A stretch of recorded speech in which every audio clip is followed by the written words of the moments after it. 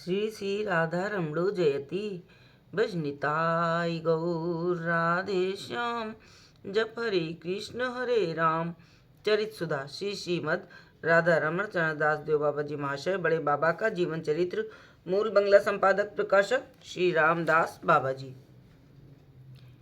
एक दिन कई व्यक्ति इनके पास आए और इन्हें पागल समझ एक पतली चादर से इनके दोनों हाथ उल्टे कर पीछे बांध दिए। हाथ इस प्रकार बांधे कि बाबा जी महाशय किसी भी कौशल से उन्हें स्वयं न खोल सकें। कमरे का दरवाजा बंद था। 1.5-2 घंटे बाद दरवाजा खोलकर देखा कि बाबा जी महाशय उसमें नहीं है। सब लोग दौड़ भाग कर उन्हें ढूंढने लगे। 15 मिनट बाद देखा कि वे 1.5 फुट लंबे और 1 फुट चौड़े एक आले में बैठे हंस रहे हैं। सब देखकर अवाक। उसमें बाबा जी महाशय का बैठना तो दूर, एक 5 वर्ष का बालक भी नहीं बैठ सकता था, पर ये सहज भाव से उसमें बैठे थे। सबको देख कूद कर नीचे आ गए। हाथ का बंधन खुला हुआ था। चादर जिसमें पूर्ववत गांठ बंधी थी एक और पड़ी थी। दोनों विस्मयजनक घटनाओं को देख लोग सोचने लगे, हाय, हमने बिना जाने समझे इनके हाथ बांध दिए। क्या कोई पागल ऐसा कर सकता है? निश्चय ही ये महापुरुष हमारी परीक्षा ले रहे हैं। ये जानकर ही मानो अंतर्यामी बाबा जी महाशय शौच के बहाने पाखाने में घुस गए और मलमूत्र शरीर में मलने लगे। तब तुरंत ही सब लोग उन्हें पागल समझ पकड़कर बाहर ले आए और स्नान आदि करा के शुद्ध किया। इस प्रकार प्रति मुहूर्त ऐसी लीला करने लगे कि साथी लोग सब बड़े असमंजस में पड़ गए। एक दिन कमरे में शौच कर मैला सारे शरीर में मल लिया।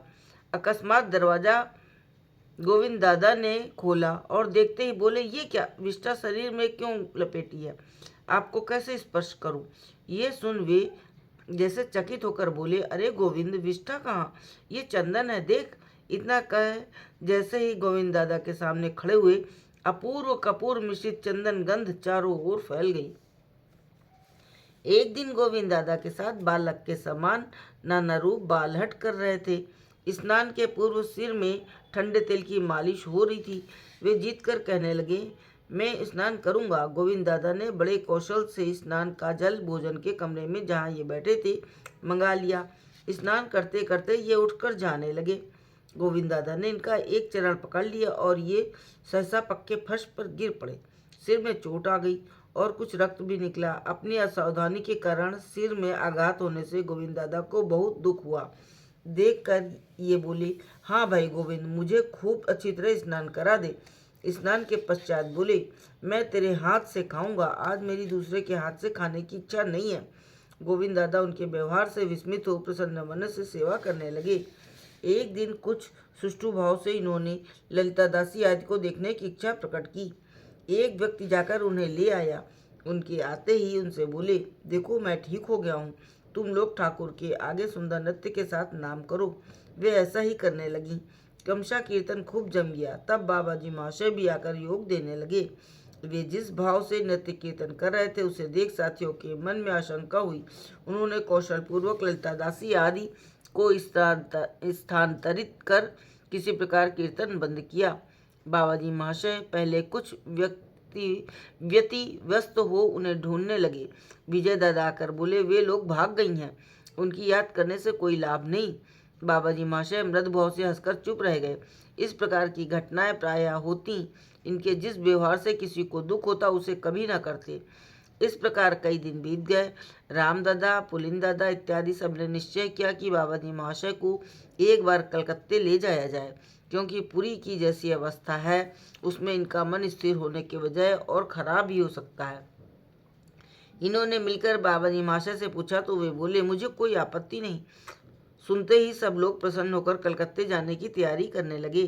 पहले तो सब लोगों को शंका हुई कि न जाने गाड़ी में बैठकर फिर इन्हें क्या विचार आए और ये किस प्रकार का पागलपन करने लगे, परंतु ऐसी कोई असुविधा न हुई। गाड़ी में चढ़ते ही योग माया चिक्षति विशुद्ध सत्ताय परिणति तार शक्ति जीवे दिखाईते से रूप रतन भक्त गरण गुणधन प्रकट कैले नित्य लीला हैत। इस पद को गा गा कर नृत्य करने लगे। पुरी के स्टेशन मास्टर से कहकर गाड़ी के दरवाजे का ताला बंद कर दिया गया। पुरीवासी अनेक भक्त बाबा जी महाशय को देखने गए थे। यथा समय गाड़ी ने सीटी दी। ये लोग भी सब गौर हरि बोल की ध्वनि करने लगे। गाड़ी चलते चलते ये बलराम बाबू से बोले, देख बलराम, 1 सप्ताह के भीतर यहाँ से नाना रूप पदार्थ तैयार करा के ले जाना और कोणार्क तीर्थ में 9 ग्रहों की पूजा कराना। पदार्थ 100 रुपये से कम के न हो। बलराम बाबू ने जो आज्ञा कहकर प्रणाम किया। गाड़ी द्रुत गति से चलने लगी। पुरीवासी भक्त दुखित हो अपने अपने घर लौट आए। जय हो बड़े बाबा की। जय जय श्री राधे।